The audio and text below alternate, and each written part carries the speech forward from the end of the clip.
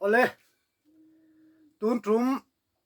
kan video siam le tura chuan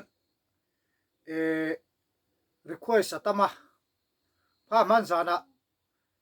Christian labua fkia sak theite ti karon da towa lo ngai lu le lom khop maya chuan tun truma hian khatiang lampang azai lampang ai ma in a hlaki tok kho kha kan thiam ang ainan soile taila amaro chu ti dan han thak deuh ka duwa thuron tha tak tak meron pek na atangin sei deuh kan siama hlaki hi antina video pakhata ck sakchi dk sakchi tiang chi ve kan soi kop vek chuan alo en tu tan abui thak thea kan du lai tak kha zuk engai ni zuk khriat chat kha har thina ni chu wangin englawin ti taila entinan ck ya sakchi ho hi soitaila chu video pakhata ck pual khada topila chuan anuwa video danga dk sakchi khatiang khan ti chotaila a that jok karinga hey Christian labua mi zongzong karon la chuak me lawa atlang puin kan la saklar deuh kan la sak thin leng khoma kan sak thin deuh te karon thang chau ania Christian labu pum pui kha kan khoi man don lo kan tivek don lo en to tin kan tivek don lo ni lucky in mil kan la saklar deuh ho kha kan ron thang chuak chho don ania tiang chuan tuna ka soyang khan han kalpui tum taila tuna hian ck sakchi ho kan soi chawanga ka zai vak to lawanga zain chuan baka lengkhom la khari chu Mizoram zim te a po hian chimle mar sakle thanga kan sakdan ain ang lo fur maya chu wang chuan a lai chu sa thui vak lawila abul tar khat vel te hi han sak lo top aya kan bolu tuk lo nan number chu ti sa na chu han ti ringot khan aboi thak thea a hla bul te ro chu ron sataila thain ka ria khuang nen lo gitar nen hian aki kan soi don han gitar nen hian ti maila tiang chuan ck a sakchi ho hey atam vak lawa tuna karon la chu tur poi ck sakchi hi paruk vel chau aki in zone mo ck sakchi ho ani ta hi trong du lawin toy the ang berin han siamila chu mi zoa dk tiang khan kan kal chodoni o ama sapera chuan Christian labu number somthum palina thil tha kan muang hi tuma an mu theilo an mu velo an mu velo a se labu ga lo en chi alowa lo social mai thei thil tha kan muang hi tumanan mu theilo siki chuan adot lea number somnga pasari na Krista thisen hlutak chuak chu kata na hluani Krista thisen hlutak chuak chu kata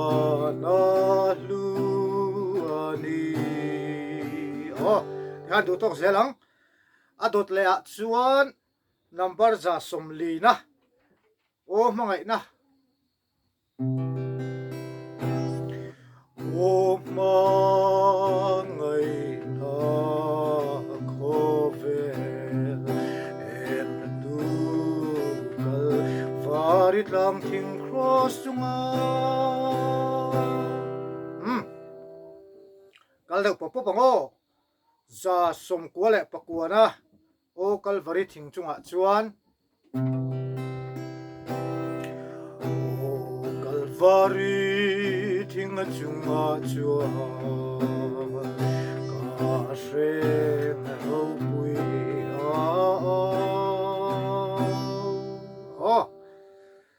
adot le chuan zahni le pahni na number zahni pahni na cross a chuan thisen hluam o sa chuan thisen hluam cross thiang lim chu ka mu adot le chuan number zathum le pasari na tharau thiang lim ron tirang che tharau thiang lim ron tirang che lalpai suaming nin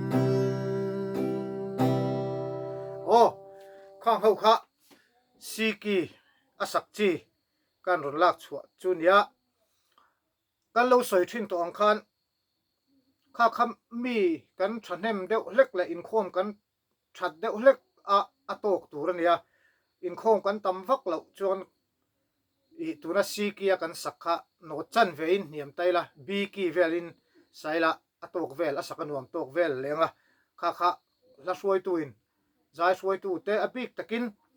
piani sian poimo tabera ka soyang khan kan ko sana chuan remoi tum tuin tiang remoi tum tuin lucky aron zonga chumi mil chuang khuang puin kan la chu wangin khatiang khan remoi tum tu te kan poimo a soita kang khan siki san shet chuan no chan ve biki a chukhak zeu mai turani chung te chu kan hriat poimo in ka hria I trong vak zelan tia ma se thil poimo lo hi ka soi lo ania ka trong vak zelna ka soi hi a poimo nia ka hriat hi atam sia kha kha thil poimo lo ho me me hi chu ka soi tam lem lo ani chuan tunami kha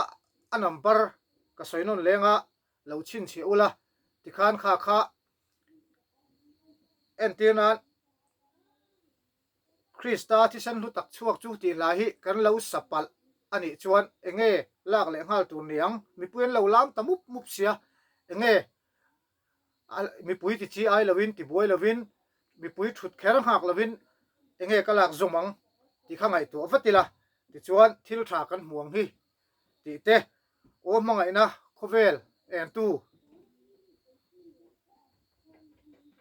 ti te o kalvari thingchunga cross a chuan thisen hluam tharau thiang lim ron tirang che ti te kha sikia kan sak milpui lak zom par the te ni kan soinon lengo number som thum palina thil tha kan muang hi number som nga pasari na Krista thisen lutak chuak chu number za som lina o mangai na khovel en tu number za som kwale pakuana o kalvari thingchunga chuan number zahni le pahni na cross a chuan thisen hlu a number zathum le pasari na tharau thiang lim ron tirang che